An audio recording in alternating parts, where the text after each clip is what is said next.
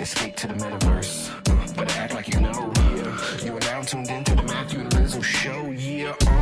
Escape to the metaverse. Better act like you know. Yeah. You are now tuned into the Matthew and Rizzo show. Yeah. Escape to the metaverse. Better act like you know. You are now tuned into the Matthew and Rizzo show. Yeah. Escape to the metaverse. Better act like you know. You are now tuned into the Matthew and Rizzo show. Yeah.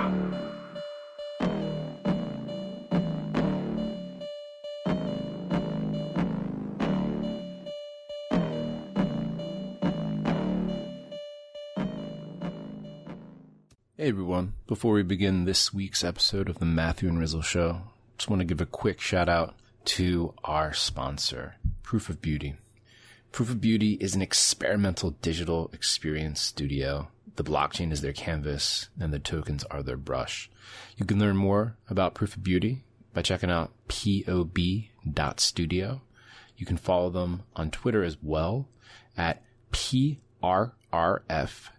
Beauty. That's PRRF Beauty on Twitter and pob.studio on their homepage to learn more about their projects like Hash, London, and Publico. Thank you and enjoy the show.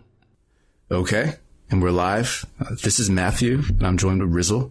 We're back with another special interview on the Scent podcast, where we're speaking with all the creators who are building some of the most fantastic projects in the crypto space.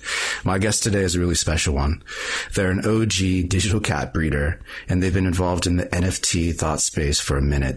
They're known for their super strong opinions, which, after doing some digging, I found is rooted in a sincere desire to help the NFT space and all the digital artifacts in it to stay around for centuries and centuries to come. They're also the creator behind the all-new on-chain NFT project, Avastars, which has a number of folks FOMOing out of control right now and is trying to champion an improved rich metadata standard for NFTs and push forward true NFT ownership rights by introducing a novel digital asset ownership license. I'm really stoked to be able to speak with Jim McNelis, the creator of Avastars, today. Welcome to the show, Jim.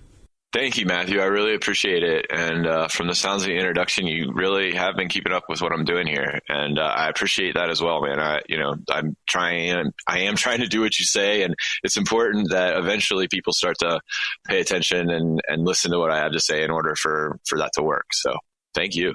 For sure. Definitely looking forward to digging into all of those bits a little bit more. But first, if you could just quickly introduce yourself and then get into Avastars. Tell us about this latest project of yours. Sure. Great. Yeah. So my name is Jim McNelis. I currently live in Idaho, United States. I don't hope to live in Idaho much longer. I don't want to talk about Idaho. I don't like Idaho. I mean, you can put this part in, but I don't like Idaho. Fuck. All right. Can you wind me up again there? Can you ask me? This is the best start to a podcast ever, by the way. That's right. Yeah, I was like, just let it run, man. All right, fine. Let's let it run. I live in Idaho. I'm dealing with it, okay? So before I lived in Idaho, I've been many places, and that's not important at all because we're on the internet and we're building the metaverse, and we can all be anywhere, and it literally doesn't matter. It's morning time for Matthew. It's evening time for me, and I don't even know where Rizzle is, and it doesn't matter. So anyways, that is why we are actually here, right? Because we are building the metaverse. And for me, who I previously had a business setting up email for enterprise, I was started a business that was partnered with Google, and we helped some of the largest cities and organizations in the world set up their email systems. And then I took a couple years off, went on the Appalachian Trail, did some hiking, heard about Bitcoin, remembered that I knew about Bitcoin before, but had completely forgotten about it. Came back off the trail a couple months later, set up some mining rigs for Ethereum, and then everything popped off in December 2017, like right after I did that. I found CryptoKitties on December 4th after my cat had run away, and I bought a cat because I thought my cat was dead and I needed something to commemorate her with. she came back 2 weeks later. I mean, I had actually come up here to Idaho. My house was in Lake Tahoe, but I come up here to Idaho and I got a call from my roommate. She's like, your cat's here.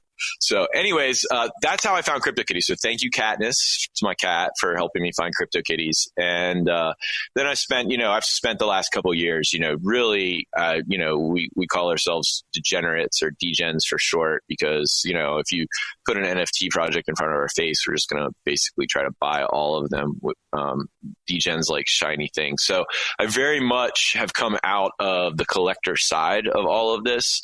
And I've been very vocal with the CryptoKitties developers and some different NFT projects about what I believe should be the next steps in NFTs. And I didn't really get a lot of like positive reception. Some people like my ideas, but they're like, yeah, but we're not going to spend money trying to do that because we don't really think people care about that. And that's fair.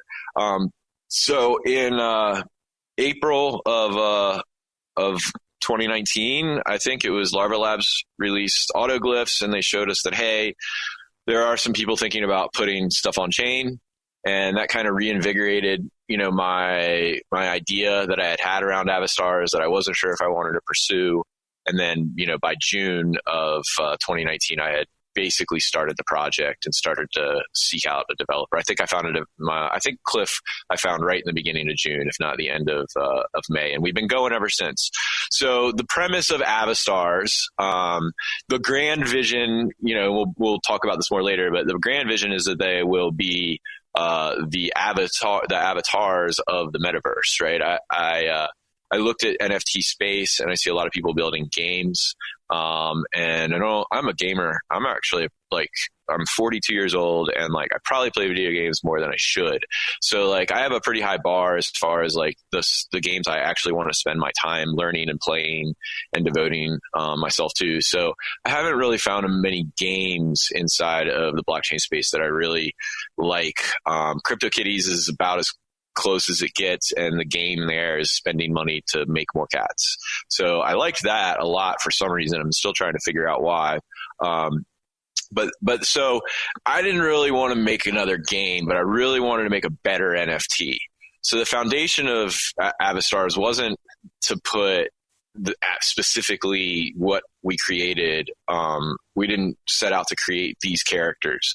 We set out to put art on the blockchain and SVGs in particular, because we figured out a way to do that. And then putting the metadata for the tokens as well on the blockchain. So really, I feel like we did kind of what CryptoKitties did, and I'm making some assumptions here. I think I took a similar approach here where I wanted to build a token, and I had some specific standards in mind for the token that I wanted to meet, because I, as a collector, want to buy tokens that are immutable completely. The art, the metadata, I don't want to rely, and no one should have to rely on third parties for blockchain items and assets. And that's the same for Avastars. I feel bad that, when we do launch the game of Avastars, that people have to kind of rely on us, to serve them up the scrolling and everything else. We did the RNG locally in your browser and not directly on chain. Anyways, this is a step. The token itself is completely decentralized. Once an Avastar token is minted, it's yours. There's nothing that we can do to take it away. The art is always on the chain. The metadata is on the chain. You can go make calls to our smart contract and read your metadata in a human readable form. So but before we keep going, just to kind of give people a more general overview of what the Avastar is, could you just walk us through what the SVG sandwich is that people are buying? What current stage you're on right now? I know you're in the Genesis founders, selling the exclusive ones before you get to the primes. Could you just walk us through the actual Avastar? What it actually is? Because this is the information that's really not out there. And so I'm glad you're actually asking that. Okay, let's see. So first of all, yes, we stored, I don't know the exact number. I kind of do, but this is probably off by a couple numbers. It's 620 traits, and that includes what we call physical traits, and then the color palettes. And a lot of the physical traits don't actually look like much until you apply a color palette to it. But so there's 624 traits, and the last time they did the math specifically before we added backgrounds, which was 52 additional traits, we were at 1.8 quintillion or quadrillion. I think it's quintillion. It doesn't even really matter. The point is there's so many of them that, like, even if like everybody who collects NFTs scrolled for a month straight, we're still not even going to see like nearly all of the possible combinations. And can you unpack that scrolling mechanism? Because I had to reread that like 10 times. And then I realized, people are literally just going to have to scroll through a browser, and each scrolling action will create a new Avastar that they'll see and could judge if they would like. Is that correct? It's close. So did you play Clovers at all? Did you play with that NFT? I didn't. Well, the general premise is kind of what you said. I won't use Clovers as the example here. Basically, depending on the size of your screen, you may have like, 8 to a dozen Avastars on your screen at one time. It's just going to be basically a wall of Avastar profile pictures, and you scroll. And as you scroll, you generate more Avastars with these traits randomly in the browser. And if you find one that you want to make into an NFT, you click on it. There will be a price that you pay depending on the rarity of the Avastar, which is going to be clear to you when you're scrolling. And then you buy it. And then once it's bought, what happens is we've already stored all the art and everything on the blockchain. It's already all there. So we just basically store a trait hash, and we mint that and deliver it to your account. And then your token, like if you were to look at your token next to a CryptoKitty token, it looks pretty much the same. But the difference is that you can actually recall all the information. That trait hash, our smart contract can decrypt that for you and tell you exactly, or decode that for you rather, and tell you exactly what art that is. And what it does is it'll actually spit out the SVG code if you do a call to say like, what's this art? So it's not going to give you the picture unless Etherscan decides to render the picture instead of the code, but you'll get all that code. You can go paste that into a file and make that into an SVG. But really it's just, so you'll just scroll. Like you can scroll forever and never buy an Avastar. And, I've scrolled for months and months and months and months, and it's kind of fun to try to find one. You can decide that you want to find one with a combination of traits or that looks a certain way. And so what we'll do is they're broken down into 5 series. And once 5,000 have been created in this first series, then it'll roll over to the second series. And then once 5,000 have been created in the second series, so on and so forth through 5 series. So in what we're calling generation 1 primes are the ones you scroll through and find. There'll be 25,000 of those total, and the users will decide what 25,000 of those are created into NFTs. Do you have any questions about that part? No, that's clear. No, I'm following. I mean, go ahead, Jim. Yeah. Okay. So then the next part will be like, once that ends, then you'll be able to actually make an Avastar however you want it to look, provided you have collected primes that have the trait parts that you want to use to create your replicant. So there's 12 parts, there's 12 trait copies, there's 12 traits in any Avastar that make up the Avastar, and you get like one copy of each trait when you buy a prime. Basically, it's attached to the Avastar. You can't put it somewhere else. It's on the Avastar, and this is actually also metadata on chain. And when you use a trait to create a replicant, that on chain metadata, we call that dynamic metadata or composable metadata. That metadata is then changed to indicate that trait has been used.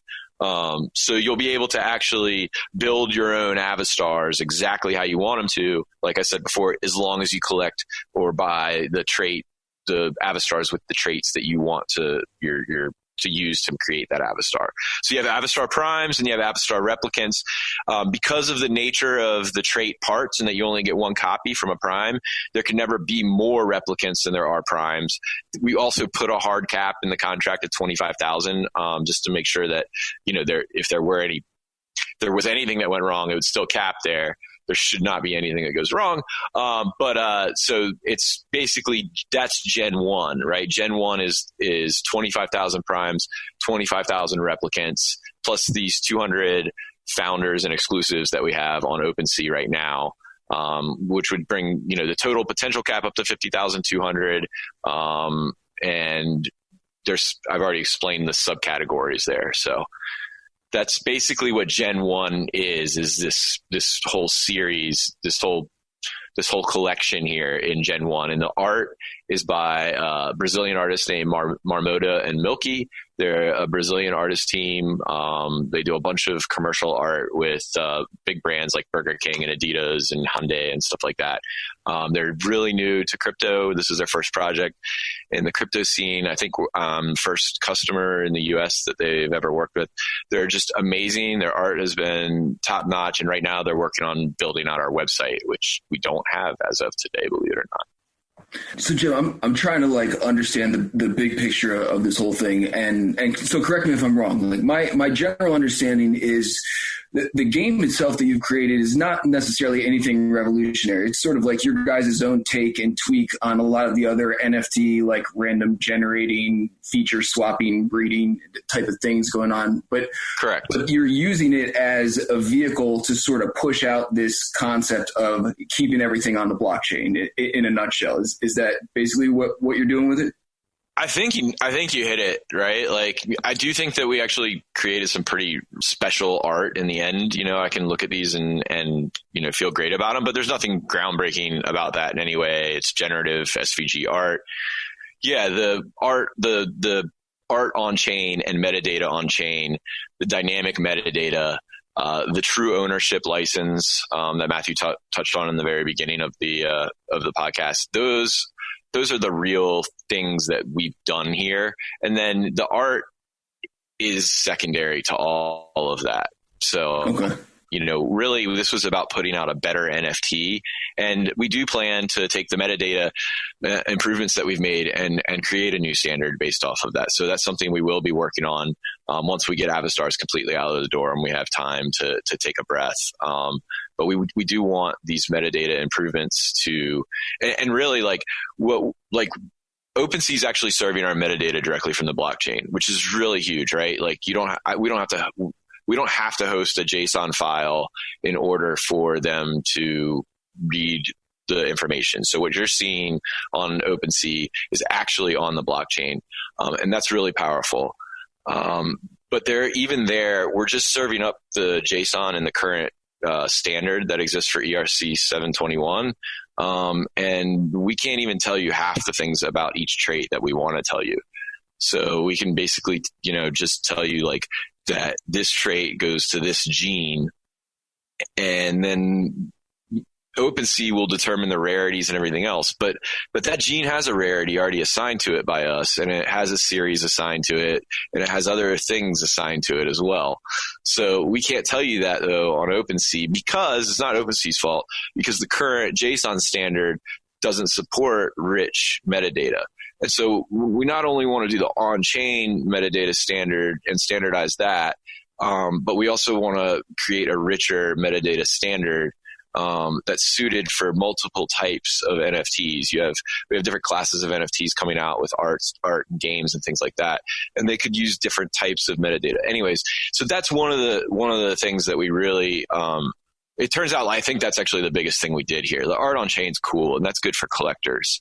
But the metadata on chain and then an improved metadata standard, which should come out of that, that's really going to be useful to any NFT project going forward. And I think there's even ways to make it backwards compatible by deploying a new contract that can read the metadata on an existing token and then serve up the metadata information that developers are traditionally hosting off chain. So that's an option too as well.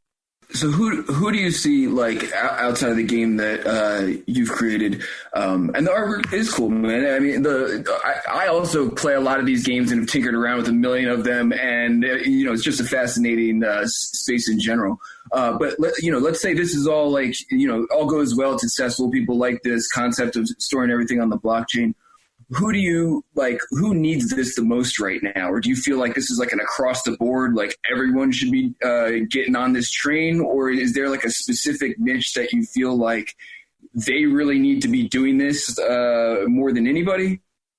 Well, we don't have a whole lot of important stuff going on in NFTs yet. So that's a really great question. And I haven't said I've put a great deal of thought into every area where this should or could apply.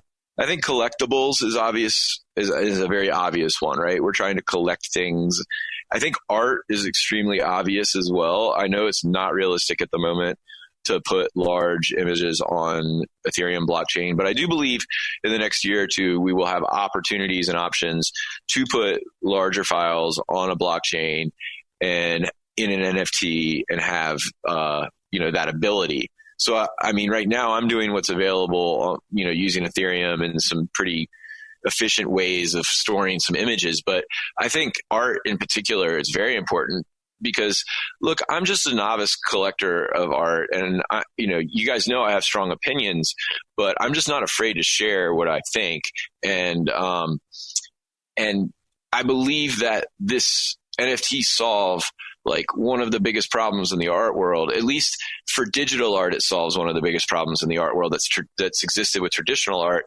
And that is the provenance of the art, right? And with NFT that has the art and the history of ownership and the metadata of that art, like what it is and who did it and everything else, when all that stuff's there in one place, like it's a single point of failure, but it's on a distributed, decentralized network. So that point of failure, it's such a elegant solution to this age-old problem in the art world.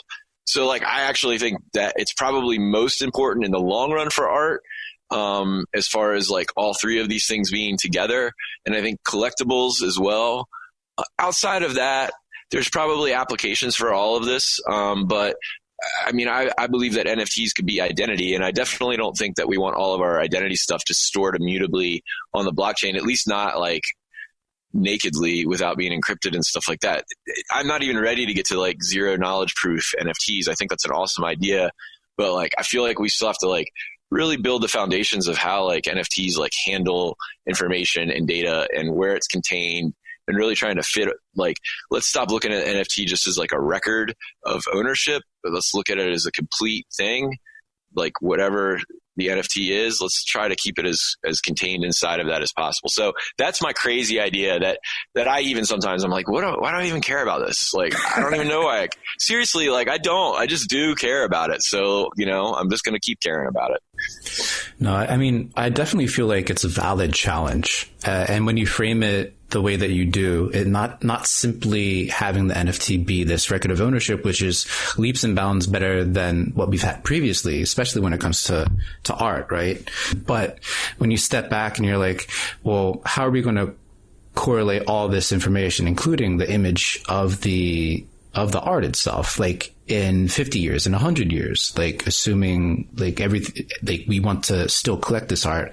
But then also bearing in mind all the factors that play out in reality where projects shut down and like images could be lost or, if they're not stored in this immutable way, right? And that's a hugely valid concern that people really do need to start taking seriously in terms of like backing up these images with the actual token itself, and hopefully coming up with a solution that, like, I think what you're trying to get at is put everything together on the single token so that it's simple and elegant. I mean, it's the most efficient way if you think about it too. Like, people are going to say you shouldn't store stuff on a blockchain. Well, I call BS. We have plenty of storage space. There's plenty of servers in the world. We just have to figure out how to connect those into blockchains. That's not something I'm trying to solve right now anyways.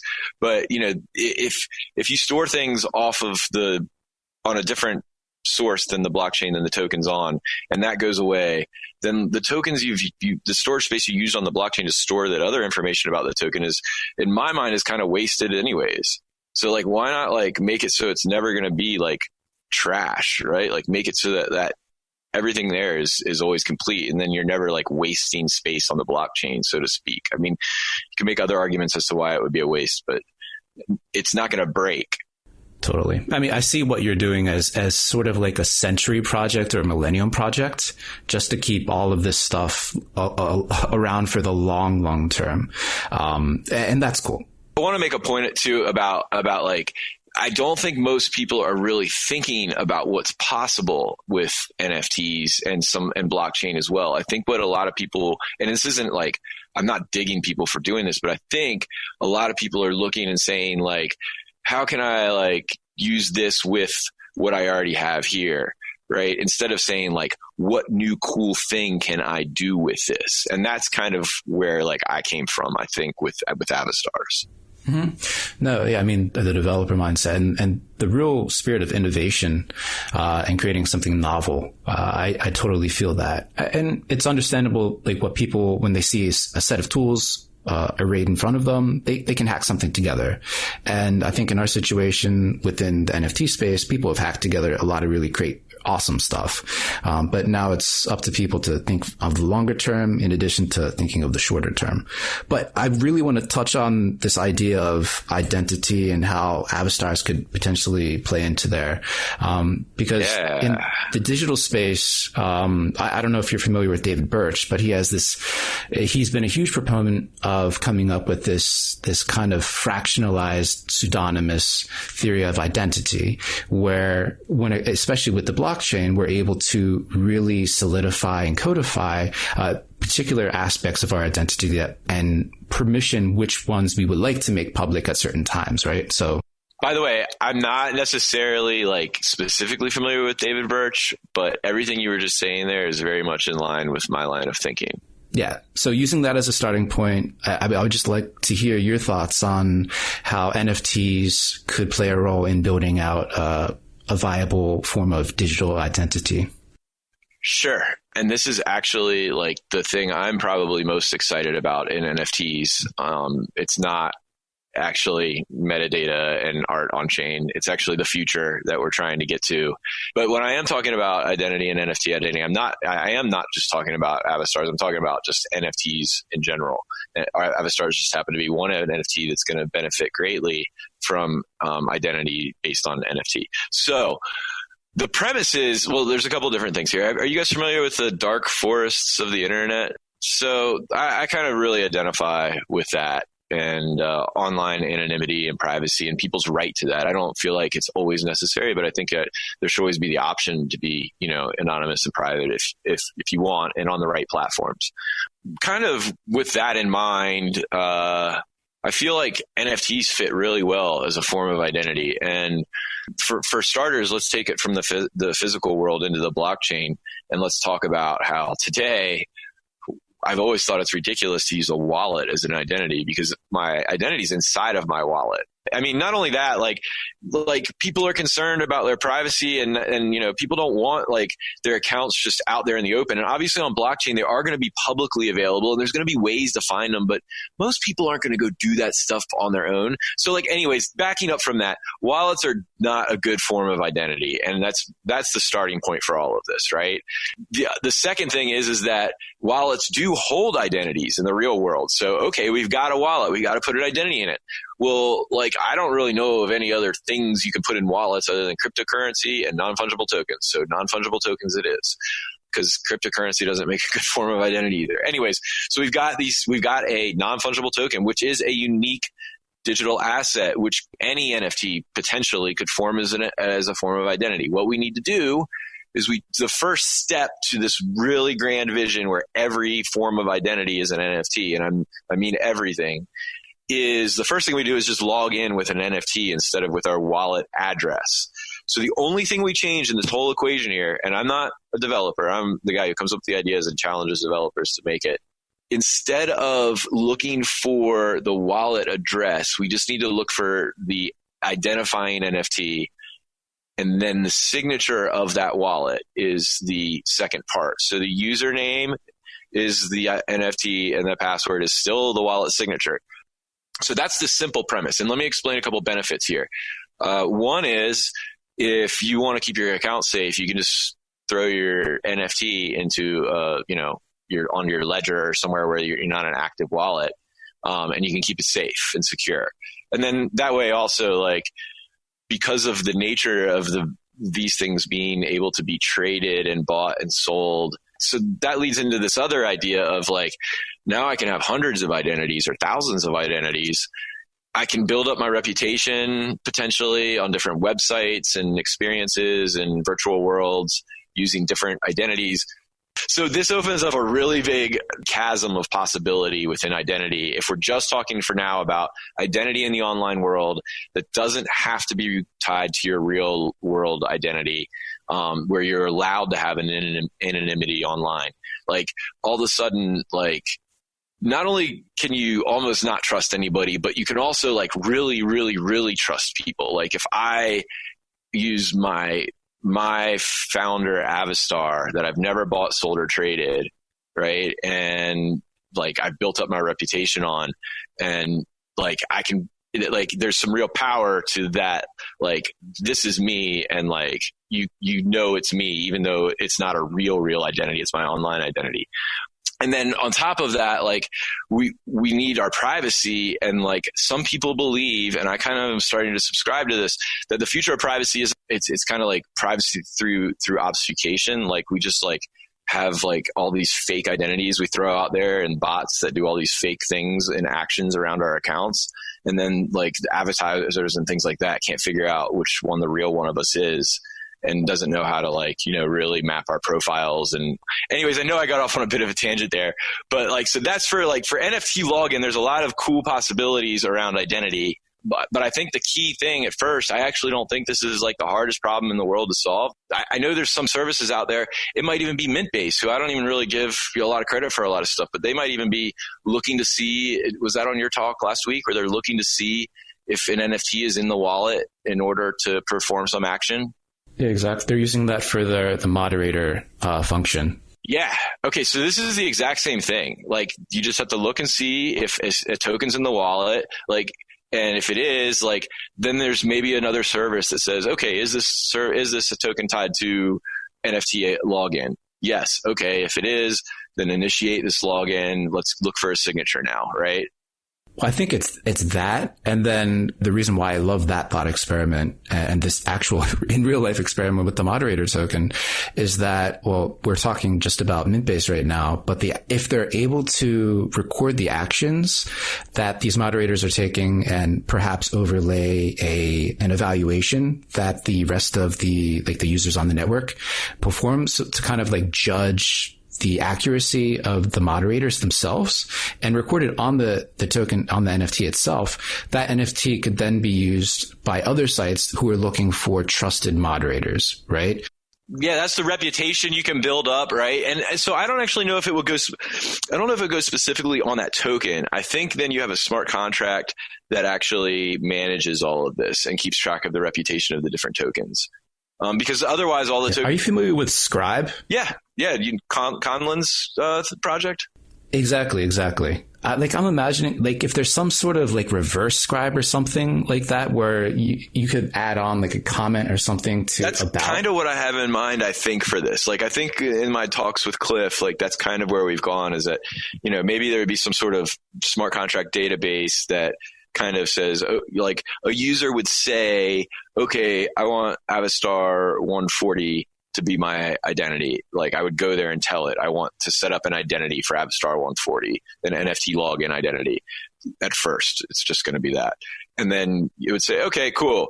And then like maybe there's some information that like the smart contract asks if we want to give it, like, I don't know, like, do you want a name associated with this or something like that, username or whatever it is. And then from there, I would then go to, crypto voxels and log in, and it would say, do you want to log in with a wallet address or, an NFT? I select an NFT. Okay, cool. And then like it goes and looks on the contract for, I don't know, it can probably look up who the current owner is on there or something. But anyways, there's a way it looks up and sees that NFT is an NFT login NFT, like it's been associated on the smart contract.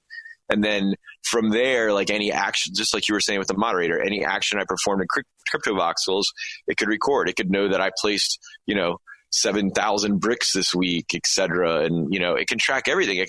Or like for some people like myself, like my reputation is very important. Believe it or not, I'm willing to put it on the line a lot, but like my reputation is important to me and it's valuable to me. And I'd love for like in 10 years for me not to have to spend hours explaining to somebody what I've done and why they should be listening to me pitch like some crazy idea that's going to save the world. Instead I'd like to be able to show them like, here, look, I've done this a few times, and I'm not full of it.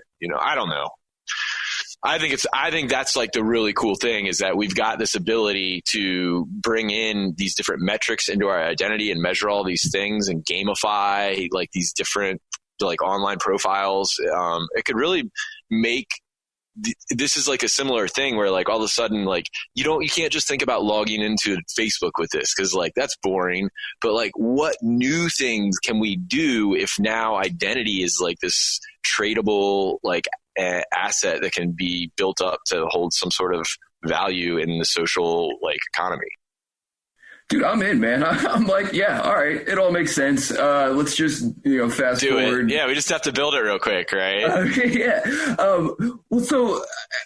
Yeah, I mean, this is the struggle with like a lot of like really good big ideas is like, how do you get like everyone else to recognize what a great big idea it is? And I'm like, whoa, we're like way down the rabbit hole, right? You got to like understand crypto, and then you got to go from there to understanding NFTs and smart contracts, and then like have some appreciation for like, metadata and transferring these properties and everything. So I'm like, what's the angle then, man? And is it like try to get everyone who's like already in our rabbit hole, like on board with this concept? Or do you see like outside of the rabbit hole applications that could start to use this? Let me take the idea further here. So this is the first step, right? We log in with our NFTs and then we can do these silly things like, social networks and stuff like that. But once you have the ability to log in with an NFT, then like maybe a company would like to explore the ability to move their employee badging to an NFT login. And then like you were saying, you can log all the things a person does on a blockchain and immutable ledger. Once we have NFT login, I mean, they have the ability to do a login based on an NFT on a blockchain, then we can start to apply that to the outside world and to users who don't even have to know that they're interacting with the blockchain at all. I mean, you can start to like look at things like memberships to different clubs and organizations. We see right now, like with the, I think I love the demo of the Forbes login with the unlock protocol, but the token's like spam after it's used, right? So like, I'm not really sure if that makes sense, but instead being able to attach a membership to identity, to an NFT identity instead, right? So being able to like maybe say like this NFT login is identified or is authorized for the next 12 months on this platform. And then like, you can still like, give that like login information to somebody else like you could with the unlock protocol. But in this way, like you're not creating an extra NFT just for like a temporary membership. So like, I don't think that like we need to do like membership tokens for everything and conference tickets for everything and concert tickets for everything. I do see like the collectability of some of those things for what it's worth, but I actually think it would be much better if it was attached to our identities, some of these things, memberships and things like that. It's a little more efficient if you like take a like step back. So for like a first proof of concept, I mean, since you already have Avastars out there and you have this really interesting Discord server and the Token Stars, right? Discord server. And I know you have the website in the works to bring everything together. Are you going to try it with Cliff to put together sort of Avastar as identity proof of concept? Yeah. So what we would like to do, as a proof of concept for this is, if no one else is working on NFT login, then I guess we'll probably have to build that. We might hear something at ETH Denver this week. Supposedly Fortmatic's working on that. If they're not working on it, then we'll start working on that as soon as we wrap up, Gen 1 of Avastars. But the idea then is that we would do a social network for Avastars. like kind of like a Facebook for Avastar sort of thing, where you would log in with your Avastar and have your profile for your Avastar, and it would just be your Avastar social network. Like, it's not you, it's Avastars. So that would be like just a proof of concept, like just to show like, here's something you can do with NFT login. That's different than just traditional login with an NFT on an existing site, cause like I said, it is about like doing the traditional stuff too, but we also have to think about like what new things can we do with this technology, that we couldn't do with previous technology. I feel that. And then, well, kind of to take us out of this rabbit hole, which has been really fun, but to maybe just enter a new one. Riz and I, we talk mainly about crypto art. I know you're more into coming from the gaming side of the NFT space. Of course, I'm sure you're familiar with all the different digital art marketplaces. I'm sure I've seen you comment on them and talk about them. I just wanted to kind of go through like a rapid fire series of questions, like throwing out the marketplace names and then asking you if you would buy any of the work there or not buy, just because of like maybe concerns about metadata storage or what have you. Is that something you'd be open to? Yeah, I mean, you probably don't have to ask about each one specifically. I can tell you right now that I don't think any of the four main platforms, and the four I would be talking about would be Super Rare, Known Origin, Blockchain Art Exchange, and Maker's Place. To my knowledge and searching, which has not been extensive, but more extensive than most probably, I don't think they're really storing much metadata. They're probably storing the IPFS hash of the art itself. And I think that's most of the metadata. I could be really wrong about this though. So please, if I'm wrong, please, tell me I'm wrong on Twitter, and I will learn, and that will be good. But I don't really think that like they're taking much measures about the metadata right now. And the art, though, as far as I know, on all four of those platforms is on IPFS. So at least there is a distributed storage for the art, and there are ways for a user to be able to re-upload that art to IPFS if for any reason it disappeared. So I feel reasonably comfortable with the measures all four of those platforms have taken, and I own art on all four of those platforms. I don't feel really, really great about any of it. I don't really feel great about any NFTs except for Autoglyphs and now Avastars. But they're all really trying to do the best that they can with what they have right now. And I think all of those platforms have a really solid shot of being around for, the next 10 years. So I feel fairly comfortable buying an NFT that doesn't fit like the full ethos of what we've been talking about for the last 30 or 40 minutes off any of those platforms, because the artists on there are amazing. And I love a lot of the art. I am fairly new to collecting crypto art, but over the last 2 or 3 months, or maybe longer, I've lost track of time. I've kind of amassed quite a collection. So I'm very much in. I think crypto art is like top of the NFT space. Like that is the creme de la creme of NFTs. So I want to work to get that stuff on the blockchain and everything else, as we talked about earlier. Like that's why I want to do that, because I feel like this is like we have the next, this is a renaissance in digital art going on here. And we have a way now to preserve this stuff like for hundreds of years potentially, and maybe even longer. And we can preserve all of it and keep a record of all of it. And I just want to help make that happen. That's sweet. And I feel like when folks in the space hear that, because I think there's a lot of misinterpretation that can happen, obviously, on Twitter and just with the written word. So I feel like when folks hear that, and we're fighting the same battle.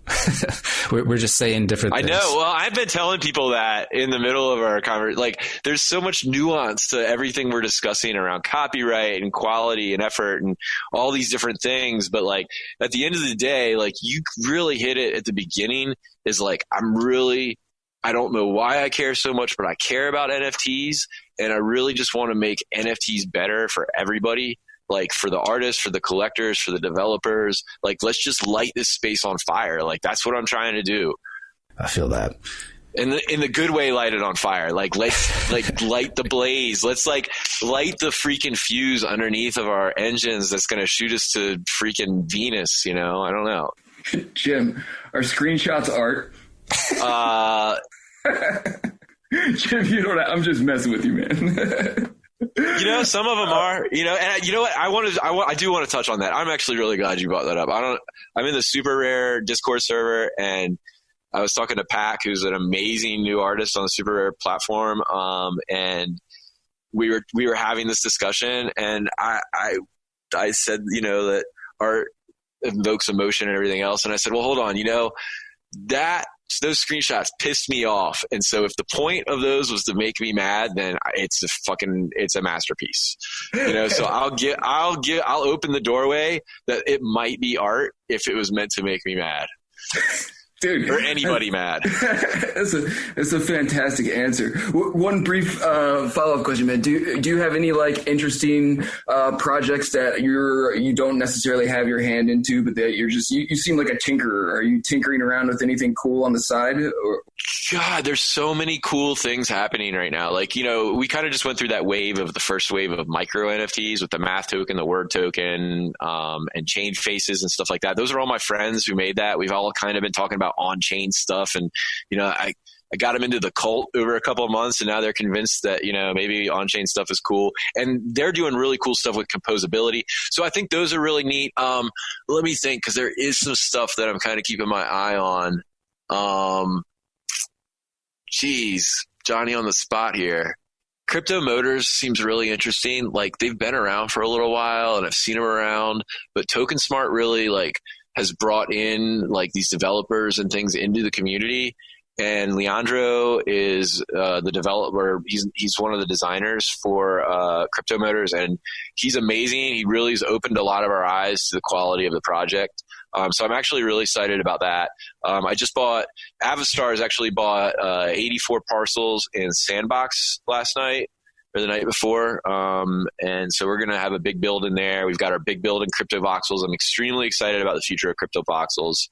We're going to have a big scavenger hunt for Avastars and Crypto Voxels in the next couple of weeks. So I'm excited about virtual worlds in the metaverse.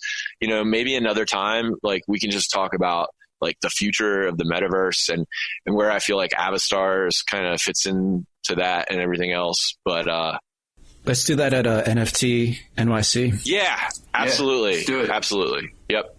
Cool. Looking forward to it. Cool. Well, Jim, thank you so much for your time. I really enjoyed this conversation. I think a lot of other folks will too. I think it clarifies a lot about your position, where you're coming from, your intent. But also, I think we talked about a lot of the awesome implications of the project that you're currently working on, Avastars, which I hope people will continue to FOMO over. I can't wait to scoop my first one, actually, just because of the identity part and seeing what kind of cool stuff you can cook up with that. But thank you so much for your time. But before you go, just make sure you plug like all your Discord servers or wherever you want anyone to find you and your projects, and then we can sign off. Yeah, absolutely. And just want to say that, you know, right now the founder sales going on in Avastars, those are just founders. The game itself that we talked about earlier, that'll launch hopefully in the beginning of March. We're going to try to get the website and scrolling up as soon as possible, even before we start letting you mint them, so people can go scroll through and look. So keep an eye out for that. Twitter, we are at Avastars NFT. I'm at Dap Wizard. And our Discord is discord.gg/Avastars. And if you wanted to join the Token Smart community, which I would highly recommend, it's like drinking from a fire hose, but there's a lot of really great people there. It's discord.gg/NFT. So we've got all the dank, Discord links. We also, our blog for Avastars is nft.substack.com. I don't know why anybody else didn't get that one yet, but nft.substack.com. We're at avastars.io. I actually, even though we don't have a website, I think people will be amused by what I have up there right now. It was just a really simple form before, but I took the form we had there and made it a little bit more fun. So even if just go check out the form on our website and tell me if I did a good job hacking that together.